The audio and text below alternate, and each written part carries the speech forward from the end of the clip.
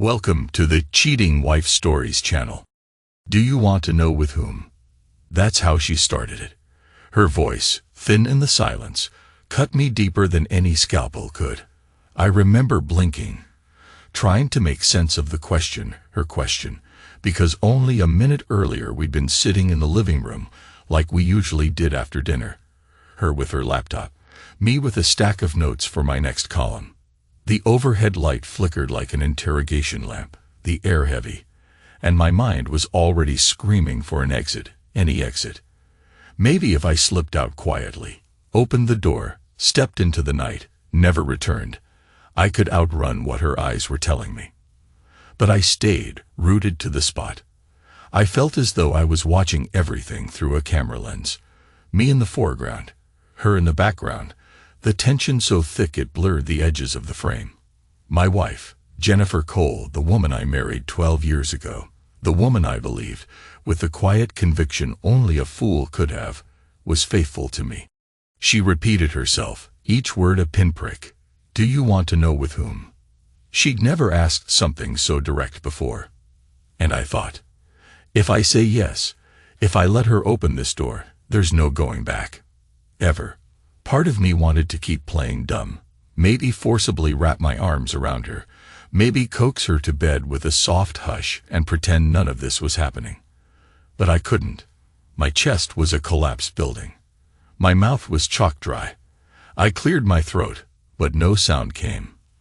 That was when her phone buzzed on the coffee table. Like a reflex, her eyes darted to it. A faint glow. In that instant, I knew. I saw the subtle flicker in her expression. I might have been naive, but I wasn't blind. And then somehow I found my voice, though it shook. Sure, I said. Tell me. She tilted her head, lips trembling. It's Derek, she answered. My boss. Then, more quietly, as if trying to protect me from the full brunt of it. You've probably guessed. I hadn't wanted to guess. Not fully. In the margins of my mind, I'd suspected something. Late nights at the office, phone calls with muffled background music, dinner plans canceled last minute. Each time, she assured me it was just marketing deadlines. Corporate pressure. We're entertaining out-of-town investors, she used to say. Or maybe she said it once, and I'd spun it into an entire narrative of plausible excuses to keep my own illusions intact. After all, illusions were kinder. Reality was sharp. She told me there was more, that she wanted me to understand. But all I heard was that name. Derek. A man with a commanding presence, 6'2", crisp suits, cunning eyes. She'd occasionally brought him up in conversation, always with bright enthusiasm. Derek wants me to lead a new project, she'd said. Derek thinks I'm ready for a bigger role. One time, I recall her describing an evening out, some marketing event with cocktails and schmoozing. She'd come home radiant and breathless. I'd asked if the night was a success. She'd answered with a single word, huge. Now I pictured them in some sterile conference room, leaning over presentations, the tension between them electric. I pictured them at a bar afterward, close, heads nearly touching, laughter blending with the hum of the city. I pictured them in a car, a hotel, a bed. I tasted bile in the back of my throat. She spoke again. Derek. He isn't. It's complicated. I never meant for it to become. Her voice cracked. She exhaled, a trembling exhale that threatened to unseat everything in the room. I'm sorry. I wanted to stand up, to pace or punch a wall, to do anything. Instead, I took a single breath. I forced my lips into some semblance of composure. I said, I'm sure you're sorry. Because it felt like the only thing I could say, though my inside screamed. She pressed her hand to her eyes, a gesture of guilt, or maybe regret. I wasn't sure which. Part of me wanted to hold her, but that impulse shattered before it could fully form. Instead, I stared at my notes. A half-written column about local environmental policies. A list of bullet points, trifling, normal. My world had just split open, and yet here was I, A man who wrote about everyday concerns. I gathered my papers, trying to keep them from falling. My hands trembled. "I guess it's done then," I said, or something to that effect. My mind was racing, but my voice was steady, dangerously so. She said nothing. Her mouth opened, closed, tears pricking at her eyes. But I didn't wait for the details. I got up, stepped around the coffee table, and walked out of the living room. I should have left the house right then, breathing in cold night air, letting it numb me. But I didn't, because for some reason, going outside with that knowledge felt even more suffocating. Instead, I walked straight to the kitchen, opened the cupboard beneath the sink, and pulled out a bag of potting soil. There was a ficus in the corner that needed repotting, and I remember thinking, that's what I'll do. I'll get my hands dirty in actual soil, because it's the only thing tangible right now. She stood in the doorway, watching, her face a portrait of anxiety. I can't forget what she said next. "Matt, I asked if you wanted to know. I'm sorry I told you." Maybe that was selfish. I half laughed, though it came out strangled. The bag of soil tumbled onto the counter with a thud. "What difference does it make, Jen? You did it. You told me. That's it, right?" But it wasn't it. It never is. They say betrayal creeps in through the smallest cracks. And maybe ours began with the honeymoon that wasn't quite perfect, or the time she said I worked too much, or the day her father died, and I couldn't console her properly. All I know is, once it arrived, it devoured any illusions I had about our life together. Yet, ironically, I didn't rage the way I thought I would. Didn't storm out. Didn't break plates. Instead, I fell into a numb routine of forced normalcy. I kept writing my column. I kept watering the orchids by the windowsill. I kept pretending to sleep next to her at night. But inside, the guilt was mine, and it was false. Guilt that maybe I'd failed her. Guilt that I hadn't given her what she needed. I'd lie awake, fists clenched, thinking, if I had just been more present, if I'd put more effort into romance, would she have stayed? The question ate at me.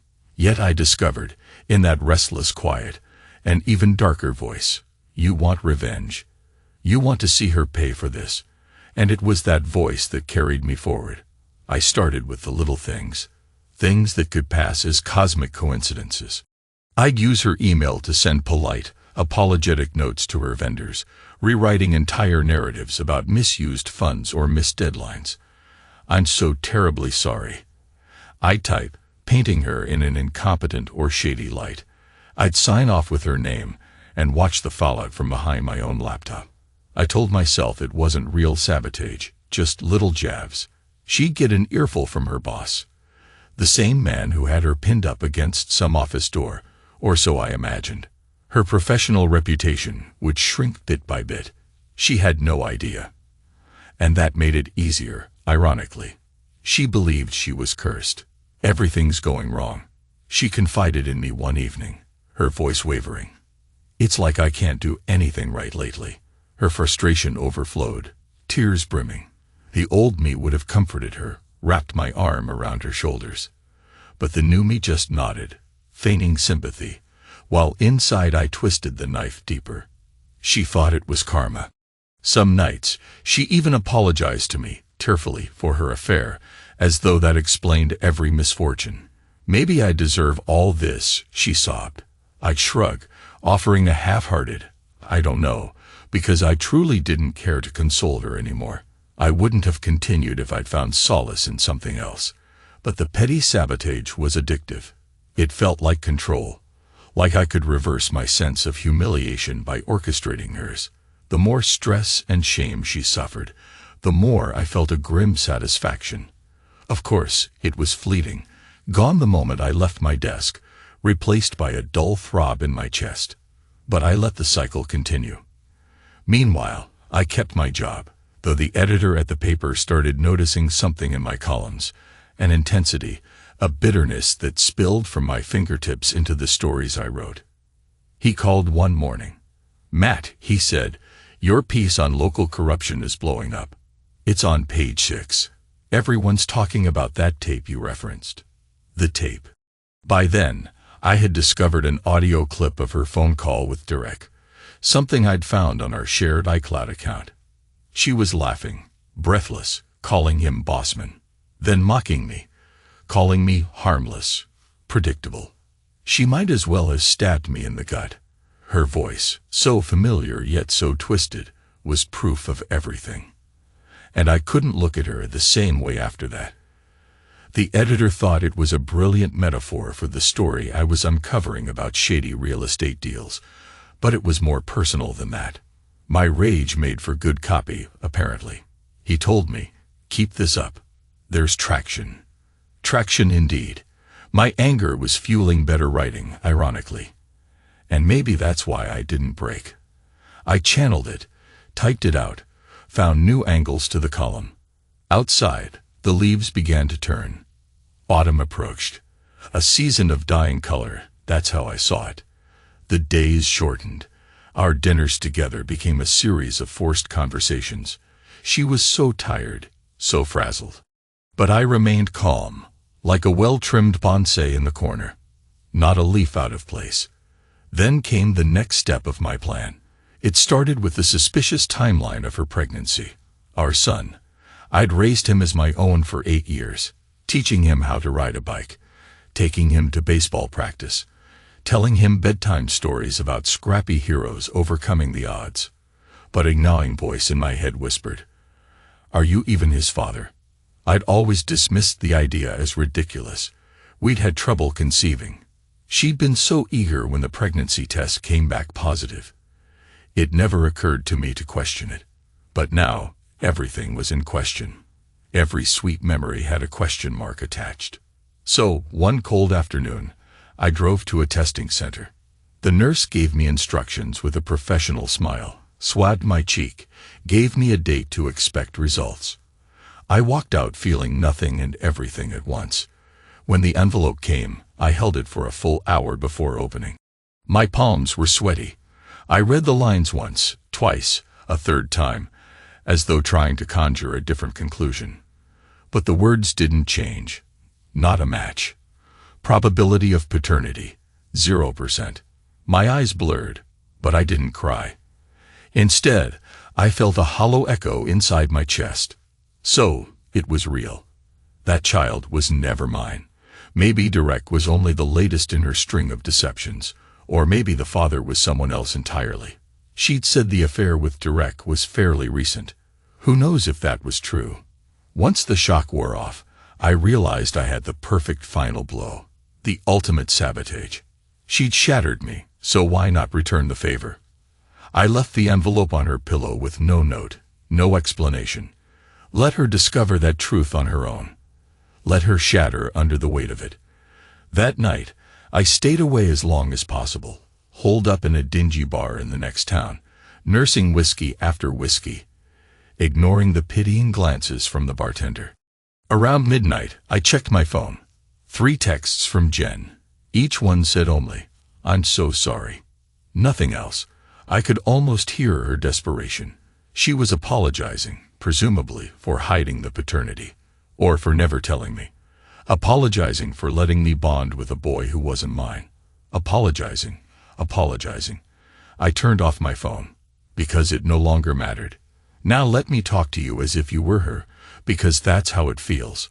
I'm staring into this camera lens, or maybe into the blank pages of my notebook, but I'm seeing your face. That same face I once kissed so tenderly on our wedding day. The face that glowed when we first moved into the new house.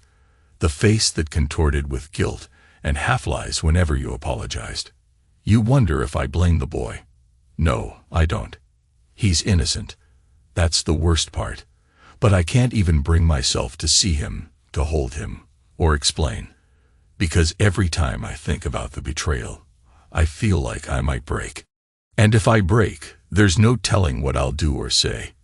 You text me again, or maybe you don't. I've lost track. The phone buzzes, and I let it ring. My voice cracks with suppressed anger even when I'm alone, but I keep speaking in my mind, as if you could hear me. I didn't leave you out of pride. I say. I left because there's no person left. You're an echo I can't listen to anymore. I've heard enough. But part of me wonders, maybe I'm punishing myself more than I'm punishing you. I can't tell. This is the cost of revenge. It's a coin with two sides, and both are ugly. Matt, they printed the audio. It's big. Page 6. My editor's voice crackles through the phone. I'm in the greenhouse at the side of our suburban home, repotting orchids. The smell of damp earth is comforting, a reminder that there's something pure in the world. They love the angle about the corporate hypocrisy. They want a follow-up. I push the phone between my ear and shoulder, wiping my hands on my jeans. Yeah, sure, I murmur. Can you dig up more on the backstory? People are hungry for the personal angle. They're calling it the sound of her lie. You know that. I manage a half-laugh. The sound of her lie, I echo. I think about the recorded snippet. Her breathing, her laugh, Derek's deep voice in the background, the casual mockery of me. All right, I say after a pause. I'll figure something out, because the last thing I want is to talk about it. But I also realize that fueling this story might be the only real chance I have to direct some of the narrative. Maybe it's sick, but letting the public devour her betrayal is like a twisted therapy session for me. They'll never know the intimate details, not fully, but they'll sense the heartbreak behind the words. And that heartbreak is mine to shape. I hang up, turn my attention back to my orchids. It's mid-autumn. The greenhouse smells of soil and decaying leaves, and I can hear the faint hiss of the heater. My phone buzzes again. This time it's not the editor, it's Derek. A text message. I can't imagine how he got my number, or maybe Jen gave it to him once. My blood goes cold. The message reads, "We need to talk." That's it. 3 words. I glare at the screen, heart pounding. The audacity. This man who, by all rights, should vanish from my life, wants to talk. Before I know it, I'm typing back, "You have nothing to say to me." He replies, "It's about Jen." I kill the conversation by blocking the number. My hands are shaking. The next day, I'm in the middle of finishing my column, trying to funnel the swirling chaos in my head onto paper. I hear a car pull up. I glance out the window and see a sleek black sit-in. My heart rate spikes. Derek steps out, adjusts his suit jacket, and marches to my front door. The nerve of this man. I'm so startled that I freeze. Then I stand, push my chair back, and consider whether or not to open the door. He rings the bell. I can see him through the frosted glass, tall, confident, but there's tension in his shoulders. He rings again. I yank the door open. "What do you want?" I ask, voice low, steadying myself with the doorframe. He looks at me as if I'm an obstacle he needs to reason with. "Matt, right? Derek Hamilton." He says it like I don't already know. I say nothing. He continues, "I need to talk to you about Jen." My chest tightens. "You can turn around." I have nothing to say. I move to close the door, but he stops it with his hand. Rude, but not forceful enough to push me aside. I clench my jaw, ready to tell him to get the hell off my property. "Look," he says, voice urgent. "She's not returning my calls. Things at the office are a disaster. We have emails from her account about some misused funds. It's becoming a scandal. I need answers." "She's your problem," I say. "I have no answers for you." He scoffs. "I know you're behind this. The IT guys trace the login to somewhere in this house. The question is, why? Do you want to ruin her career?" Hearing him confront me about the sabotage sets off a spark of anger. "Why? You seriously stand there, on my porch, after sleeping with my wife, and ask me why I might want to see her suffer?" I bark out a mirthless laugh. "Get out." He stares at me, and for the first time I see something beyond arrogance in his eyes. Guilt, or maybe confusion. He says, "It was a mistake, all right. I never intended. She told me your relationship was basically dead. She was lonely. We got close. It happened. But come on, sabotage is going too far. I want to lunge at him, but I catch myself. A single deep breath. Too far, ah. Let's talk about too far. My voice wavers. That 8-year-old boy upstairs who isn't mine. That's too far. Or does that detail slip your mind? His face pales. He's not. Wait, you think I'm? Who knows? Could be you, could be some other random fling. Jen clearly had her secrets. Congratulations, Derek. You stepped into a minefield. He tries to speak, but I slam the door in his face. My heart hammers. I lock it for good measure and lean against the wall, sliding to the floor. Then I wait, listening for the sound of him leaving. After a tense minute, I hear footsteps receding. A car door slams, and the engine rumbles away. I remain on the floor, staring at the ceiling. So that's how it is. He suspects me of the sabotage, but he can't prove it outright. Let him suspect. Let them all suspect. I'm past caring. For weeks after that, there's a lull. The quiet before a bigger storm, perhaps. Jen moves out, or maybe I move out. It's a blur, to be honest. I just know we're no longer under the same roof. She tries to talk to me, begs me to sit down and have a real conversation, but I sidestep her pleas. I gather my essential belongings: laptop, clothes, notebooks, the watch my grandfather left me, and I slip away to a motel for a while. She calls me daily, leaves voicemails. I don't listen past the first 2 words. Matt? Please. I drown myself in work.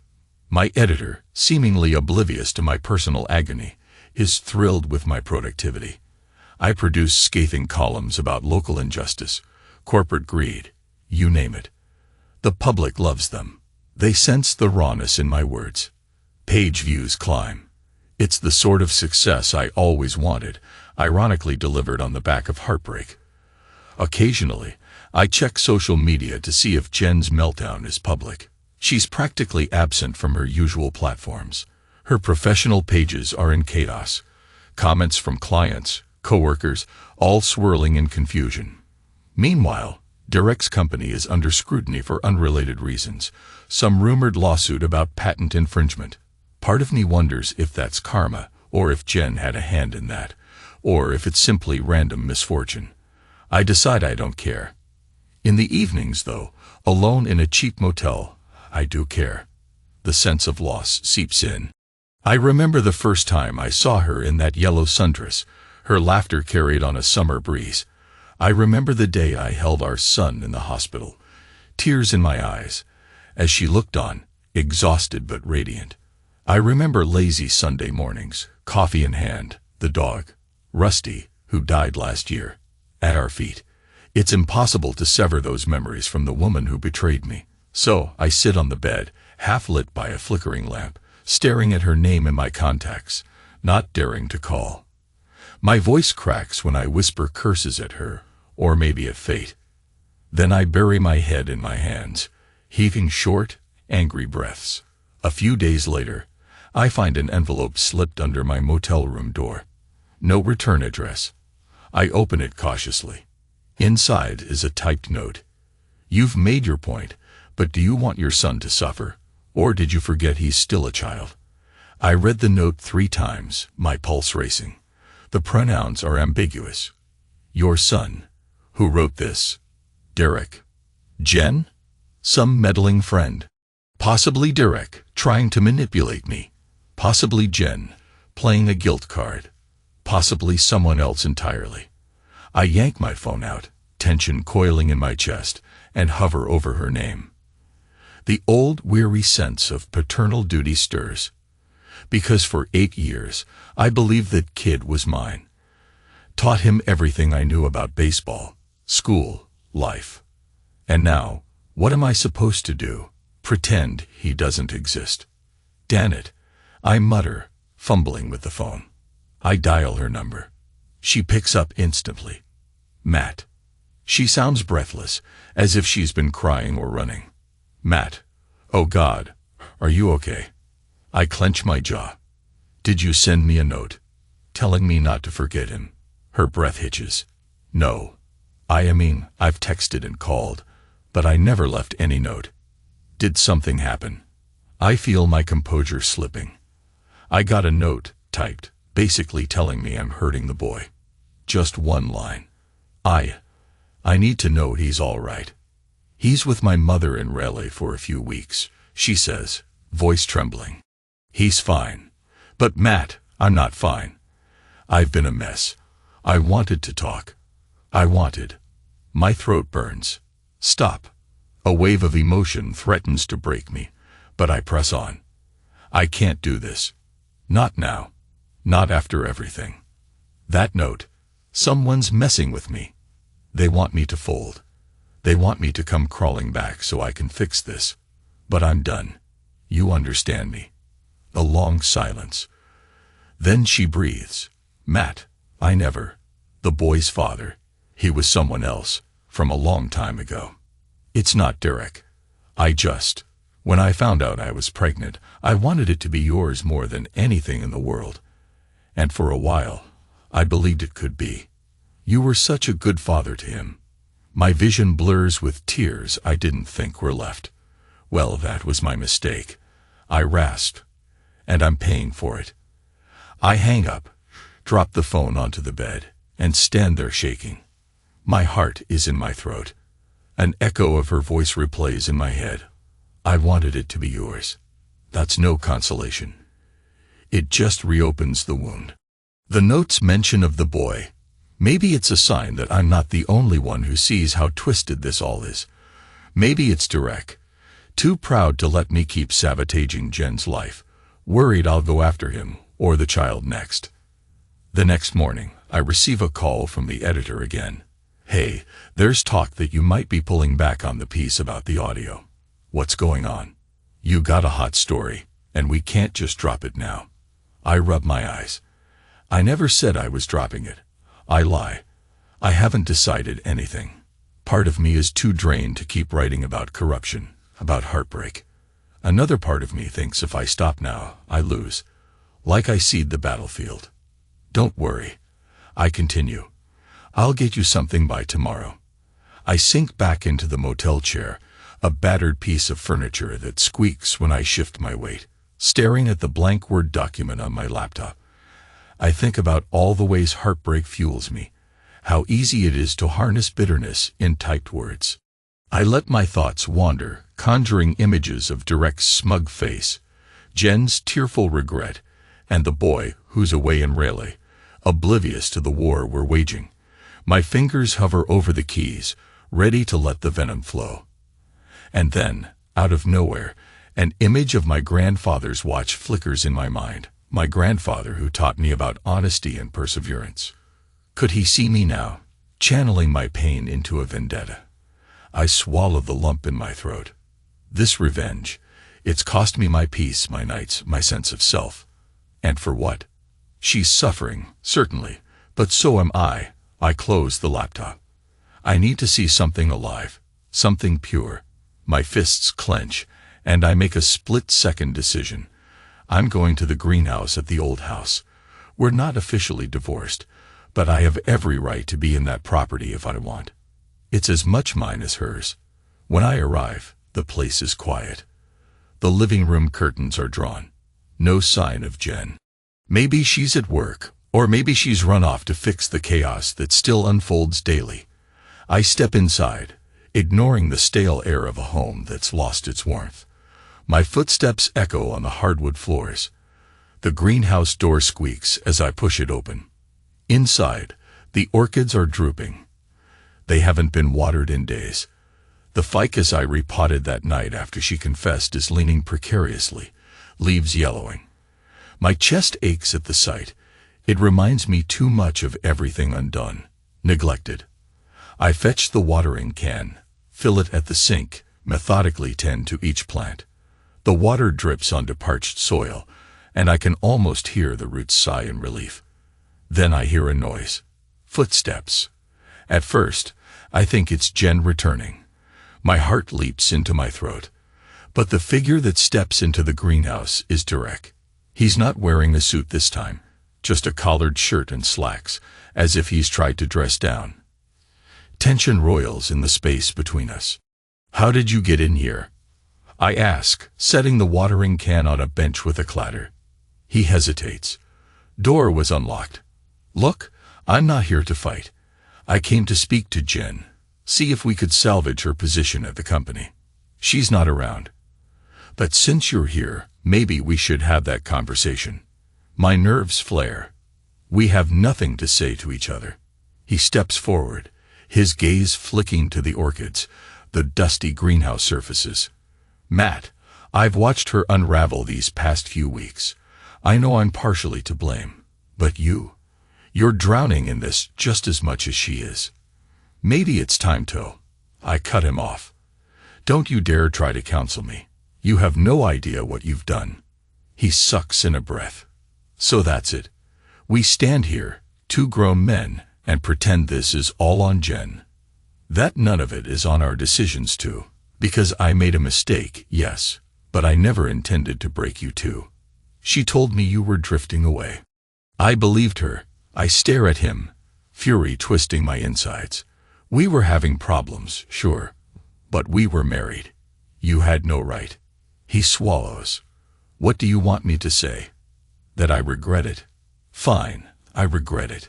But your sabotage is more than just a personal vendetta. It's threatening my job, my reputation. There's a lawsuit looming over the company's head, and all the negative press is making us a target. We suspect you're behind some of these leaks, the emails, stirring up public anger." Enough is enough. His voice rises. "I'm sorry, okay? I shouldn't have slept with your wife. But you don't have to burn her life to the ground." I let out a bitter laugh. "She was the one who burned our life to the ground. And if that means your fancy career goes down in flames, so be it." His face twists, frustration laced with a hint of compassion I can't trust. "Where does this end, Matt? You're both heading for a cliff. She hasn't eaten properly in weeks. She's losing clients. And for what? So you can feel vindicated." I open my mouth to hurl another retort. But something in his expression stops me. My anger is a tidal wave, but behind it is a yawning emptiness. I finally say, "I don't know where it ends." It's the closest thing I have to the truth. We stand there, silent, the greenhouse heater humming. The sunlight filters through dusty panes, illuminating swirling specks in the air. After a heavy moment, Derek turns to leave. He pauses in the threshold, half turned back to me. "Matt, I'm not a monster. Neither is Jen. Maybe we both did monstrous things. But ask yourself, what's left after revenge?" He closes the door behind him. I'm left in the hush, the orchard of wilted plants around me. My stomach churns. Outside, I hear his car drive away. I might have stayed in that greenhouse all day, replaying our conversation, if not for the faint sound of footsteps returning. Jen's voice calls, "Matt?" I freeze. Then I stand upright, forcing my shoulders back. I see her form in the greenhouse doorway, tired eyes, hair disheveled, posture slumped.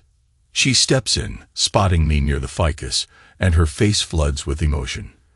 "I didn't know you'd be here. I wanted to water the plants," I say, my voice oddly calm. "No sense letting them die, too." She winces, as if my words were a barb. "I'm sorry," she whispers. "I should have been tending them." Her gaze drops. "Derek was here, wasn't he?" I nod. "He left." She steps closer, hugging her arms around her torso as if cold. "He came to see me at work last week. He wants me to fight the rumors, the scandal. I can't. Not with everything going on." She hesitates. "Matt, about the paternity test. I understand your anger. But the boy, he still loves you. He thinks of you as his dad." I swallow painfully. "He was never mine, Jen." She clutches the greenhouse table for balance. "Does that erase all those years you spent together? The bedtime stories, the first day of school?" My throat closes. "No, I manage. But it sure changes how I see them now." She wipes her eyes, breath trembling. I know. I can't blame you. But I have to ask, are you going to keep destroying my life? The sabotage, the emails, the rumors. People think I'm a fraud, incompetent. They talk behind my back. My mother hears it, my son hears it. Please, Matt, if you have a shred of compassion left, stop. I bristle. A shred of compassion. I had oceans of compassion for you. You took advantage of that. Don't turn this around on me. The beat passes. She nods, tears glistening, acknowledging my anger. I deserve that. But deep down, you're not a man who wants to break someone just for the sake of it. That's not who you are. Her words scrape against my raw nerve. Because part of me knows she's right. This thirst for revenge isn't sustainable. It's corroding me from within. But the sense of betrayal is so strong, I can't simply let it go. I turn away, feeling like I might scream or collapse. Instead, I steady myself against the edge of the potting bench. Then who am I, Jen? Because I sure as hell don't feel like the same man anymore. She steps forward, an imploring hand out. You're the man who used to bring me coffee in bed every Sunday, who carried me when I twisted my ankle on that hiking trip, who tucked in an 8-year-old boy each night with a story. That's you. Please, don't lose that man. We lock eyes. My voice breaks. You lost him. The night you laughed with Derek on the phone, calling me predictable. I force a trembling breath. I heard enough.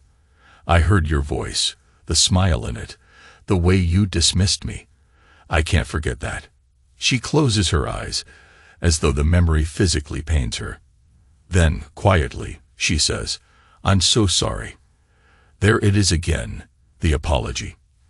The same script, the same guilt, only this time, her tears look real. Or maybe I want them to be real. I don't know anymore. In the following days, I teeter between hatred and reluctant empathy. My phone buzzes frequently, my editor with new leads, acquaintances offering half-baked condolences, possibly Derek trying to contact me from different numbers. I ignore most calls, focusing on finishing a final piece for the paper, something about the new legislation that aims to protect small businesses from corporate bullying.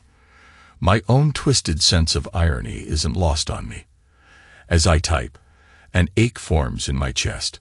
I remember how, in the early years, Jen would peer over my shoulder, reading lines of my draft, offering suggestions in her bright, marketing-savvy tone. We were a team once. Now, the very keyboard feels tainted by her memory. I can't concentrate. I slam my laptop shut. Then I do something that surprises even me. I open the Notes app and type out a letter to the boy. My boy, even if not by blood. I don't know if I'll ever send it, but I write. I'm sorry I disappeared.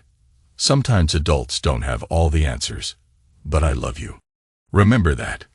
My tears smudge the phone's screen. I wipe them away quickly.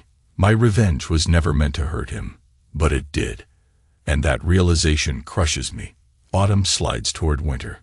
My editor sends me a message. I need your next big piece. The community wants a personal perspective on betrayal, on moral lines. They're enthralled by your hints of personal heartbreak. They want to know more. I walk to the motel window, staring at the bleak November sky. My reflection, ghostly in the glass, stares back. Is that who I've become? A man who sells heartbreak for page views. I press my forehead to the cold glass. Something in me shifts. Maybe Derek was right. Maybe Jen was right too. Eventually, you have to ask yourself, where does this end? That evening, I send the editor a short resignation email. I call it a necessary break. I can almost hear his curses, but I don't check for a reply. I place the laptop in my bag. Then I check out of the motel, ignoring the suspicious look from the clerk, who's probably used to seeing me striding gloomily each night. I get in my car and start driving, no plan in mind, just heading toward Pittsburgh, my hometown, where my parents still live. Perhaps I need their quiet acceptance, the smell of my mother's cooking, my father's simple handshake. Perhaps I just need to remember who I was before all this. but I barely make it to the highway on-ramp before I pull over, my hands shaking on the wheel. The reality is, I can't just leave everything unresolved. There's no closure in that. My father would tell me to face it like a man. My mother would say, take care of your responsibilities. Responsibility. The boy. Even if the paternity test says we share no blood, I was there for him.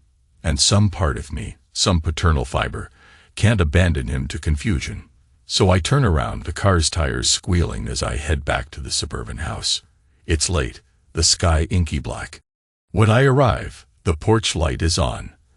I kill the engine, heart pounding. As I step up to the door, Jen opens it. She must have heard the car. Her eyes are red from crying.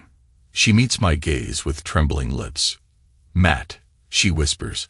I swallow the lump in my throat. I'm here to talk. No more sabotage. No more lies.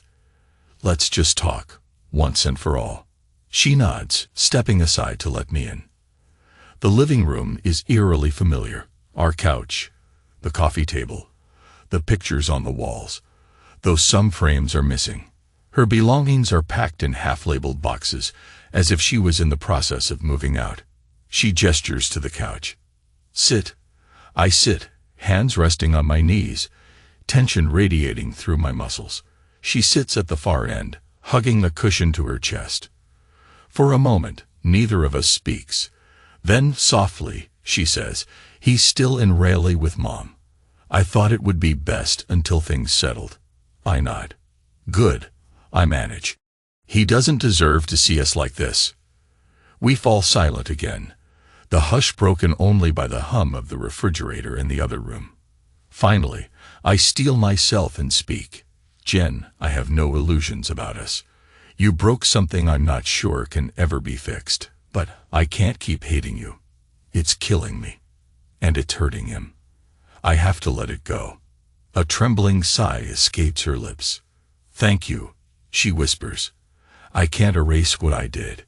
And maybe you'll never forgive me fully, but I need you to know that I never wanted to cause you this kind of pain. My eyes flick to a photo on the wall. Me, Jen, and the boy at the beach, all smiles and sunburns. I feel tears prick my eyes, and for once I don't fight them. I let them come, let them wash over me. My voice wavers. He's the only fatherhood I've known. And you took that from me. That's not something I can just forget. She bows her head. I know. We sit in that grief together. It's not reconciliation, not exactly. More like a battered truce in the aftermath of war. I wipe my face, breathing raggedly, but I push on. You asked me to stop. The sabotage. It's done. I won't do it anymore. I turned in my resignation at the paper. I can't keep writing my pain into headlines. She blinks in surprise. Really? Yes. And Derek, he's your business, not mine. I don't care what happens with him now. My gaze hardens. I'm done with both of you. I hope you can rebuild your career if that's what you want. But it won't be with me. She nods, tears tracking down her cheeks. I understand. The quiet envelopes us. A final hush. I realize, in that moment, the revenge that consumed me is gone. There's only the ashes left, and in those ashes, maybe the faint outline of a future for both of us, separately. It's not happiness, not yet, but it's a step out of the darkness. I stand, and she rises too. We face each other. I consider offering a hug, but that feels impossible right now. Instead, I set my keys on the coffee table. I'll stay in a different place for a while. We can figure out the property details through lawyers. As for the boy, I'll need time to see if I can be anything to him. But it won't be immediate. Her lower lip trembles. I respect that. I nod once. My heart feels unbearably heavy, yet also strangely light, like I've put down a burden I've been carrying for too long. I walk to the door, open it, and step into the cold night air. The wind stings my face, and I inhale sharply. No more illusions. The hush of the suburban street stares back at me, as if waiting to see what I'll do next. I glance over my shoulder one last time. She's standing in the doorway, arms crossed, tears still shining under the porch light. For a moment, we lock eyes. Then I turn away, walk to my car, and get in. This time, I drive toward Pittsburgh without turning around. And the silence in the car is deafening. But it's no longer the silence of rage or heartbreak. It's the silence of an ending, a necessary, painful ending. Outside, the stars blink coldly, indifferent to my story. I grip the steering wheel, eyes forward. I don't know what tomorrow holds. Maybe it'll be the same dull ache. Maybe a chance at something new. I just know I've already heard enough, felt enough, said enough. There's a hollow space inside me that used to be filled with anger. Now it's empty. Maybe in time, something better will grow there. But for now, all I can do is drive into the night and let the road take me somewhere else.